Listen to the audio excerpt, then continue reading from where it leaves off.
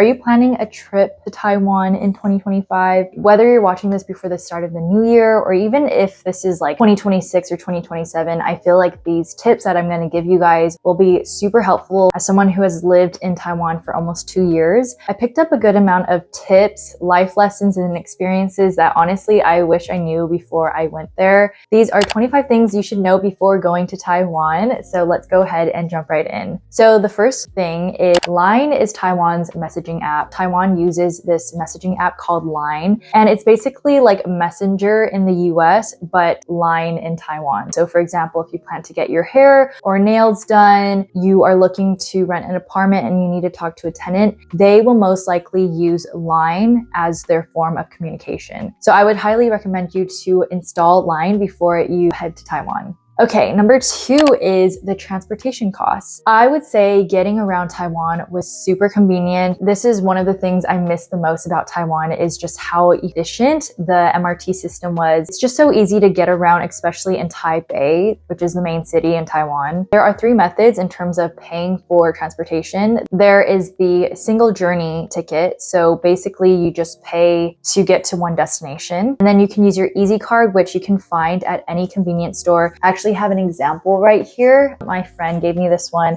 something that you can find at any convenience store, and it'll say EasyCard right there. And you will see people use this EasyCard literally everywhere you go. I will say though, if you are going to stay in Taiwan for probably more than a week, I would recommend you to get the T-Pass. And the T-Pass is basically a monthly payment that you have to make, like around $40 US. And I know that kind of seems expensive. You know that you're going to be traveling all around Taipei and Taoyuan or Ilan. I would recommend getting the T-Pass if you're going to stay for more than a week. Transportation costs do add up quickly, even though it is pretty cheap, and you won't have to fill up your T-Pass until when it expires. So number 3, and this kind of goes hand in hand with transportation, is that this EasyCard is so helpful. It's going to help you get around to so many places, not just for commuting, but I'm talking about like using the U-Bike, which is the biking transportation system in Taiwan. And it's very accessible, and you can use it when you're paying for taxi rides, or if you're going to the convenience stores, like I said earlier. This is going to really come in handy. So number 4 is U-Bikes. And if you don't have a car, which I'm assuming you wouldn't need one because everything is just so conveniently close together in just the main cities in Taiwan, most people travel by bike or scooter. So if you're not renting a scooter, I would recommend you to go just biking around Taiwan. There's just so many nice places where it's very scenic. Basically, all you have to do is tap this EasyCard on the U-Bike. One thing that you need to keep in mind though, when you are renting a U-Bike, is you need a Taiwan phone number to register in order to rent one. So I would say that English is actually very common in Taiwan, especially the main hub spots like Taipei. I feel like a lot of people my parents' age, their English is actually really good too. So I know that people kind of make this assumption as a foreigner. It's like, oh yeah, I can say whatever I want. I can be less filtered because no one really knows what I'm talking about. But the truth is, like, I think Taiwan is a lot more English friendly than people think it is. So that's just my 2 cents on that. So number 6 is language exchange events. There's actually so many language exchange opportunities in Taiwan. I can't speak for other cities, but in Taipei and Kaohsiung, I know that there's a good amount. Usually these language exchange events are usually held at like cafes. It's also just a great way to get to meet people. And there's a lot of locals that also want to meet foreigners. So I just think it's such a beautiful way to meet new people and to get out of your comfort zone.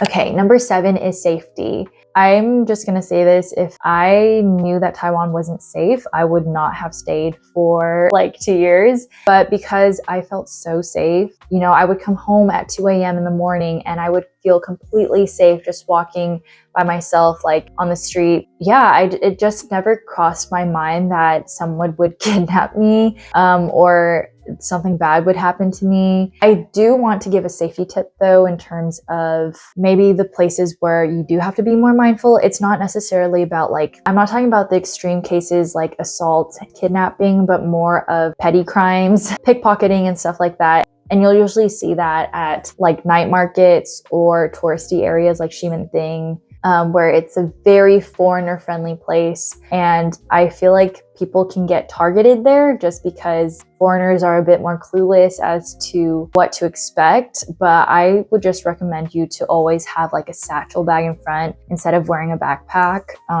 because when you go to the night markets, it's always going to be super crowded and packed. So you just will always want to be aware of your belongings. So number 8 is accommodations, and I want to start with the short-term accommodations, for example, like hostels. I always make sure to stay with the same gender when it comes to dorm rooms. So for hotels, I would recommend avoiding the hub spots if you can, like Ximending or Da'an, because those places tend to be a bit more expensive since it's like in the city center. If you don't mind being a little bit outside the city center, you'll find better deals. Again, transportation is so convenient, so honestly, it doesn't hurt to just walk a little bit to get to where you want to go. That's my 2 cents. And then if you want to stay maybe longer than a month, you're looking at 2 to 3 months. I highly recommend going on Facebook and seeing if there are any short-term rentals. A lot of people tend to sublet their apartment for a couple of months, and that is probably the best option. So you don't have to go through the whole process of going on, I think it's 591, where you have to talk to the tenant and stuff like that. But if you are on a time crunch and you just need a place to stay for like a couple of months, then maybe booking an Airbnb might be your best bet. Okay, number 9 is weather. And this was something that I could not get used to when I was living in Taiwan. And I'm sure a lot of foreigners would say the same, but I'm from California, sunny Los Angeles. And when I say that we have the best weather, I will say that we have the best weather. Taiwan in general is just humid. So when it's summertime, it is like trying to breathe in musty air, and all you want to do is just stay in your apartment. I think what was also very interesting is that it is very sunny and hot in the morning to early afternoons, and then late afternoon to early evening, there are thunderstorms. I don't even know how the weather changes so quickly, but it is very drastic and you just never really know how to dress sometimes. That is why I would highly recommend you guys to bring an umbrella with you, or you could just buy it at the convenience store, or just like bring an extra pair of slippers, because that might be your ideal go-to shoes when it comes to the summertime, especially when it's going to be raining a lot. So number 10 is food expenses. And granted, food is so much cheaper in Taiwan. When I came back to the States, I nearly had a heart attack because I was like, oh my gosh, why is hot pot like $20? In Taiwan, it's like $10. Plus, they give you ice cream in some hot pot places. And I think the mentality is because it's so much cheaper. I had such a hard time controlling my finances because obviously when you think that things are so cheap, you're just going to keep spending, and eventually that adds up over time. So I guess what I'm trying to say is if you're going short term, like you're only staying for a week or two, just enjoy the food, just enjoy how cheap it is in Taiwan compared to in the States. But if you are planning to stay in Taiwan for a bit longer and you have an apartment that has a kitchen, then I would recommend you to just go grocery shopping. Even though people like the locals have said that grocery shopping is actually more expensive for some reason than eating out, but I've calculated my expenses and I've found that if you budget accordingly, it's going to be cheaper than going out. That's just something that I've learned living in Taiwan, and I just wanted to share that with you guys. Number 11 is to take advantage of how cheap healthcare is in Taiwan. And I'm talking about doing your mammogram, getting your blood test done, doing a health checkup, doing physical therapy, getting an acupuncture done. I'm telling you guys, do all your checkups in Taiwan, because even if you don't have health insurance, it is just so much cheaper there, unless you have really good insurance in the US, which I don't. So I'm speaking from personal experience. I think I got a mammogram in the US for like $100, but in Taiwan without health insurance, I paid around $30. I actually have friends who will literally wait to go to Taiwan and get a dental like checkup or do like a blood test, an annual blood test, because it's so much cheaper there. Okay, number 12, and this is something I didn't know, is that it's actually more expensive to work out in Taiwan than it is in the US. Like, so Taiwan has these sports centers, which is very convenient. You don't need to go to like a local fitness gym to work out. There's actually a huge sports center in different areas of Taipei. There's a swimming pool, there's like table tennis, basketball, archery even. It's crazy. There's just so much to do. It costs around 50 NTD to go into a sports center, and that is around almost $2 US. And I know that monthly memberships here in the US can be like $12 to $24 or something like that per month. Let's say if you're going to the gym every day in Taiwan, a week at the gym is already like 14. So, and that's just only 1 hour that you're able to work out there. If you pass 1 hour, you get charged. Oh, and one thing that I always forgot to do is to bring a white towel with me. So it's actually mandatory to bring a towel with you to wipe your sweat for hygienic reasons whenever you access the sports center gym. I would always forget. So literally, I think by the end of my time in Taiwan, I had about 15 towels that I just had to buy because I would forget to bring it. So those were unnecessary expenses that I made. So that's actually one thing that's really surprised me when I came to Taiwan. So number 13 is to take advantage of the mega stores at night markets. I'm trying to think of the name of these stores, but literally you'll find them at almost every night market. It's kind of low key, like some of them might be literally like underground. I would recommend you to just see if you can find one at a night market in Taiwan, because you'll find really good deals, like really cheap prices for electronics, for pens, or like stationery if you're into that. There's just so many cheap things that you can find there. And if you are looking for souvenirs as well for your family and friends, I highly recommend going to those places. Number 14 is for my girlies out there who want to get your nails, facial, hair done. Just wait until you go to Taiwan because everything there is significantly cheaper. I got my hair done in Taiwan. I think, well, this is actually still like a perm that I've gotten. No, actually this is a lie. I curled my hair before this video. Perms in the US can go up to like $300 or even more, but in Taiwan it costs around like $180 to $250. Oh, and I highly recommend you guys to get massages done in Taiwan because they are just so much cheaper. The last time I got a massage here, I think I paid $60 and I also tipped, but in Taiwan you can pay like $25 to $35.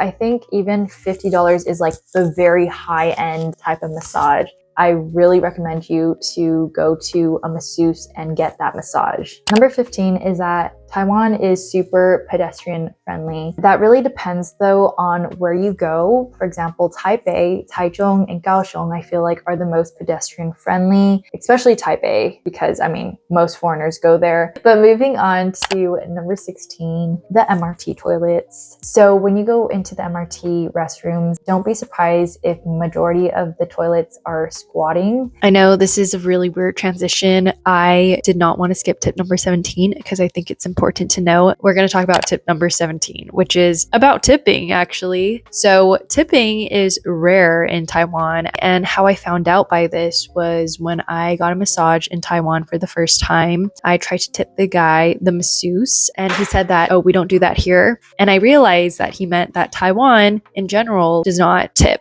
which is interesting because I think in the US tipping is such a big part of our culture. Anyways, we're going to move on to tip number 18. Okay, number 18 is payments, and I'm talking about credit cards and cash. One thing that I realized when I went to Taiwan is that most people pay in cash. And you also want to be mindful of what kind of credit cards / debit cards you are taking with you to Taiwan. You want to make sure that they can be used internationally. So when I went to Taiwan and I wanted to withdraw money from the ATM machine, my Discover card didn't work, but thankfully my Visa debit card did. So if none of them worked, I would have been screwed basically. You always want to double check that your cards can be used internationally. That's just a heads up. Number 19 is to take advantage of convenience stores. There are 4 convenience stores in Taiwan, which are 7-Eleven, Family Mart, Hi Mart, and OK Mart. And you could literally do so much at these convenience stores. For example, you can print stuff out, you can have packages delivered to if you buy something online, you can even buy concert tickets, which I did when I went to Ed Sheeran's concert in Kaohsiung. I bought my tickets at OKMart. So number 20 is to take advantage of hot springs. There are so many hot springs in Taiwan. One popular hot spring place is Beitou, and I have gone twice. I highly recommend trying it out if you do go to Taiwan. So number 21 is that earthquakes are very common. When I experienced my first earthquake in Taiwan, I freaked out because yes, California has earthquakes, but not as much as Taiwan, and definitely not at the magnitude that Taiwan has. Like their earthquakes, I mean, I experienced the big one that happened in Hualien. Granted, I've lived in California all my life and we've never experienced a big one like that, even though everyone's saying the big one's gonna come. I feel like the locals are so unfazed by earthquakes because it just happens so often. But that's something that I had to experience while I was living there. At this point, I'm kind of unfazed as well, which I don't know if that's a good thing, but okay, number 22 is that there are a lack of trash cans in Taiwan. So if you're used to there being a trash can outside a grocery store or a shopping mall, you will not find that in Taiwan. Sorry if you hear my dog barking in the background, but I'm just gonna keep rolling with this video. I was so shocked that there was such a lack of trash cans, and I feel like the only place I would find them were either at the MRT or at very busy areas like the night markets or in restrooms, you know? So it was really hard for me to find places to throw away my trash, and I guess their trash system is actually so effective, and I think that's probably why they don't just want people to litter, but that's something that definitely surprised me when I went to Taiwan. Okay, so number 23, and this kind of goes hand in hand with lack of trash cans, but Taiwan's trash collection system is so effective and so unique. And I think this maybe pertains more to people who plan to stay longer and you're living in an apartment because you will have to take out trash. They have this like music that plays when the recycling and trash truck come. And it's very interesting how specific and detailed. I can see how much more eco-friendly Taiwan is because they are so specific about how you should recycle and how they have their own like waste system. Okay, number 24 is something that not that many people talk about, but I feel like you should know, is to watch out for cockroaches. I'm talking about like not just the walking ones, but the flying ones, the ones that will literally attack you in the middle of the night. Well, not attack you, that's kind of dramatic, but they will literally fly in your face sometimes and you'll be like, what the heck landed or hit me? That has happened to me like 3 times and I would freak out, especially during the summer months when it's super humid. Don't be surprised when you see a bunch of cockroaches just crawling around the floor and on the streets, sidewalks, and stuff like that, because it is such a common sight. Honestly, I would just be super unfazed by how many cockroaches I would see, even though I had friends who would literally scream every time a cockroach came at them. Number 25 is to take advantage of boba. And I'm saying this as someone who has access to a lot of boba places in California, because boba here costs around $6, maybe even more if you want to add on certain stuff. But in Taiwan, max is probably going to be like $2 to $3. Everything there is so cheap, and it makes sense, right? Because Taiwan is like the hub spot for boba, and dang, coming back here, I realized just how expensive it is. I would say if you haven't tried boba before, like definitely give it a try, take advantage of it. And yeah, so with that said, whenever you decide to go, definitely keep these tips in mind. And if you guys found these tips helpful, definitely click that like button, as well as hit that subscribe if you want to see more content from me. I love talking about Taiwan because genuinely, like, it felt like my second home, and I definitely will be going back very soon. And I'm going to list all the resources that I've mentioned in the description box. But with that said, I hope that you guys have an amazing day, and I will talk to you guys very soon.